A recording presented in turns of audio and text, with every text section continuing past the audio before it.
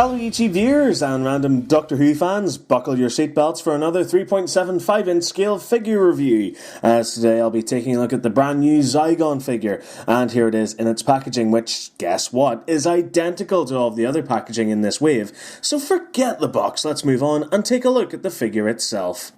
So here we have the Zygon, and for a hideous space alien, it's actually the nicest figure in both Wave 1 and 2 overall. The detail is exceptional. Look at that head sculpt with these suckers and ridges moulded into it. It really looks great. That kind of inverted arrow design of the face sits out from the head and contains these sunken in yellow eyes, the small nose and these pursed lips. Even the back of the head contains more suckers running down towards his spine. The chest is again adorned with suckers with this great almost kind of ribcage effect on either side and what seems to be an abdominal wall beneath. Hey, guess what the arms include? That's right, suckers! Along with some muscle definition there as well. This guy's been hitting the gym. The figure also contains these large hands, which includes 2 fingers and a thumb.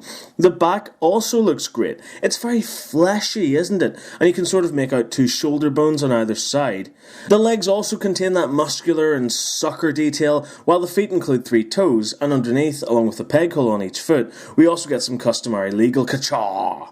So that does it for the detail, and I genuinely think this looks great. Not only is the sculpting really nice, it's complemented extremely well by those various orange paint apps, with the deeper colours adding some brilliant shading and really bringing out the detail overall. Turning to articulation, well, the Zygons don't really have necks, so there's no head articulation at all. The arm can spin through a full 360 degree joint at the shoulder and come out to around 45 degrees. We get a 90 on the elbow and a full 360 on the wrist. The Zygon also includes full 360 degree waist articulation, but it's kind of hindered by this overlapping panel on his chest. The legs can kick forward to 45 degrees and move out to 90, allowing him to do the splits. There's a 90 on the knee, while the foot can pivot forward and back at the ankle and spin through a full 360 as well.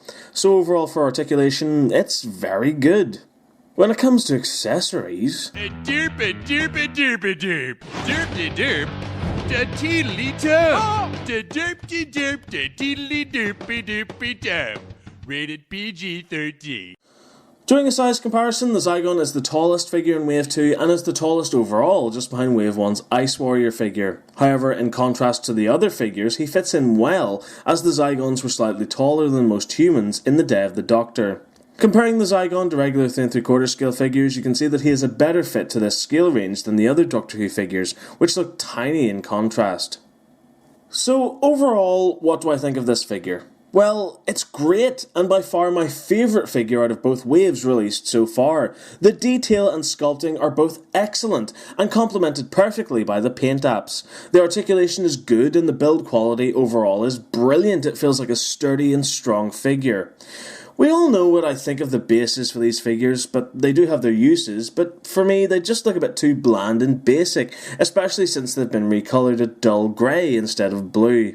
While I will always be in support of the 5-inch scale figures, I do have to admit that if the rest of the figures in these waves, especially the Doctor and Clara figures, contain this much detail and level of build quality, I might just be persuaded to like them. So basically what I'm saying is, you see this character? This is good. Keep doing this. And so that brings us to the end of this review. Thank you very much for watching. I really hope you enjoyed it. If you did, remember to stay subscribed for more videos and keep up to date with all my latest news and reviews by liking my Facebook page and following me on Twitter. Thanks again for watching, and remember to keep following the nerd. Goodbye.